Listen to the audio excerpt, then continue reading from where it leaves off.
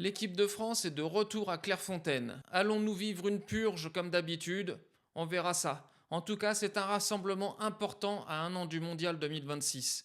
2 matchs au programme, un déplacement piégeux face à l'Ukraine le 5 septembre, puis une réception attendue contre l'Islande le 9 septembre au Parc des Princes. C'est le lancement d'une nouvelle campagne de qualification où les Bleus n'ont pas le droit à l'erreur. Après des matchs difficiles, place à une nouvelle compétition. Alors que peut-on attendre de ces 2 rendez-vous? On va en parler tout de suite. Déjà, faisons un point sur les joueurs appelés.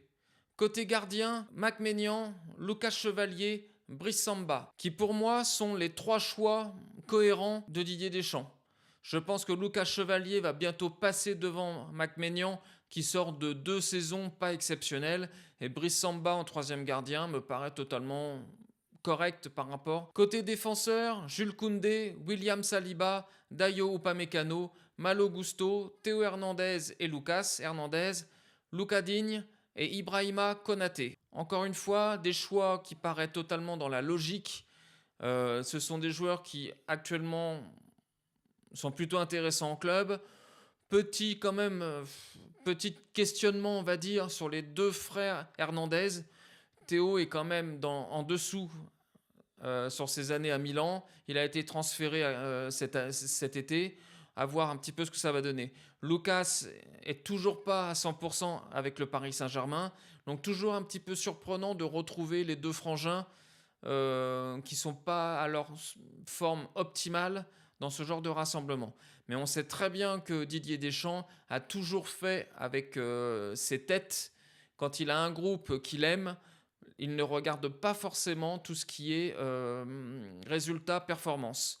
Donc ça, on a l'habitude avec lui. On va retrouver d'autres noms dans les milieux de terrain qui correspondent exactement à ce genre de situation. Donc les milieux de terrain maintenant, donc Aurélien Tchouaméni, Adrien Rabiot, Manu Koné, Désiré Doué qui peut jouer milieu et surtout ailier, et Khéphren Thuram. Donc encore une fois, Aurélien Tchouaméni qui sort d'une belle saison avec le Real Madrid, c'est très bien. La qualification d'Adrien Rabiot, moi, me pose un peu plus de problèmes.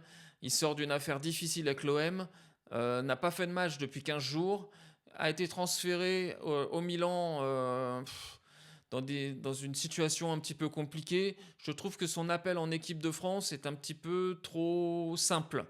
On a l'impression que ce sont des joueurs qui peuvent faire ce qu'ils veulent, ils seront toujours appelés en équipe de France. Et ça pose problème pour les joueurs qui peuvent être derrière, qui peuvent être intéressants et qui, eux, on a la sensation qu'ils n'auront jamais la chance d'y être. Donc, à voir un petit peu ce que ça va donner. Manu Koné, on attend toujours qu'il fasse une grosse saison dans un club un peu plus important.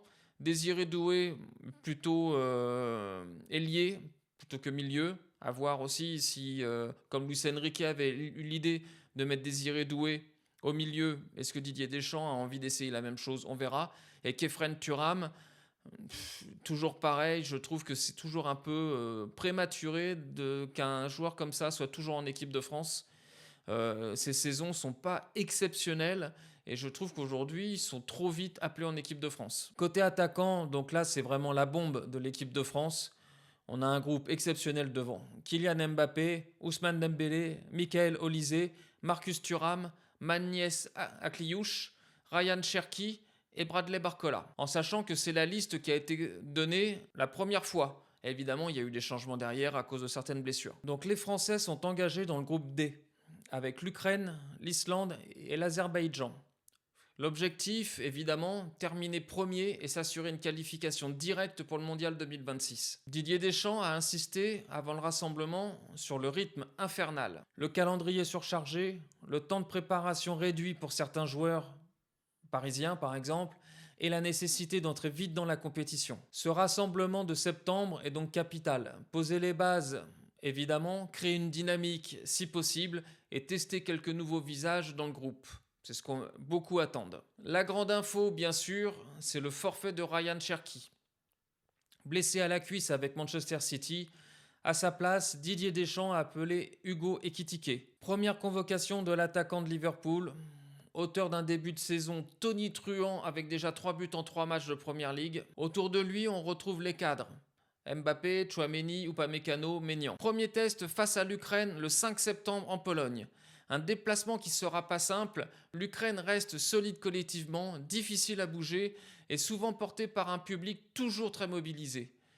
Côté français, l'objectif est clair. Il faut commencer par gagner. Gagner dès le premier match à l'extérieur pour envoyer un signal.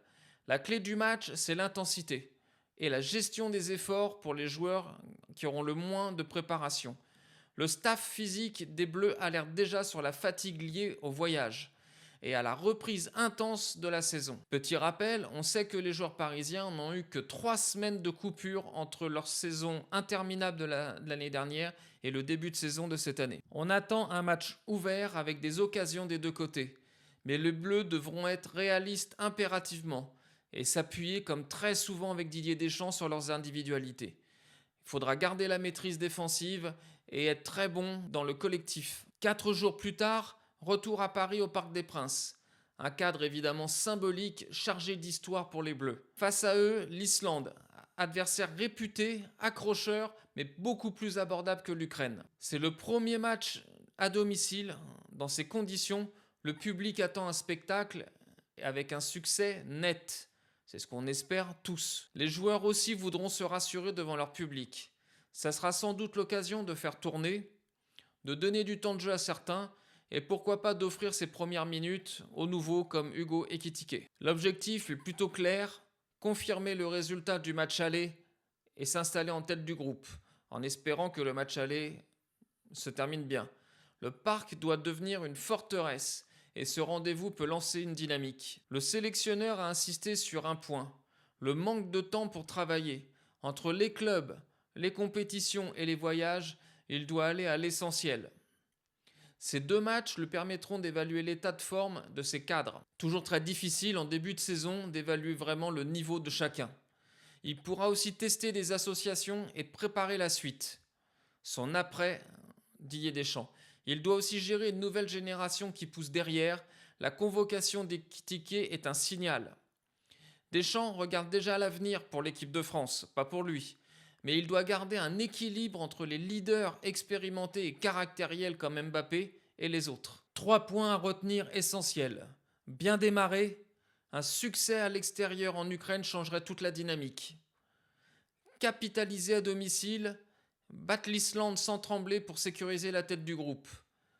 Intégrer les nouveaux, observer comment Ekitike et d'autres s'adaptent au contexte de l'équipe de France. Le rassemblement de septembre a surtout pour but d'être un révélateur physique, mental et tactique.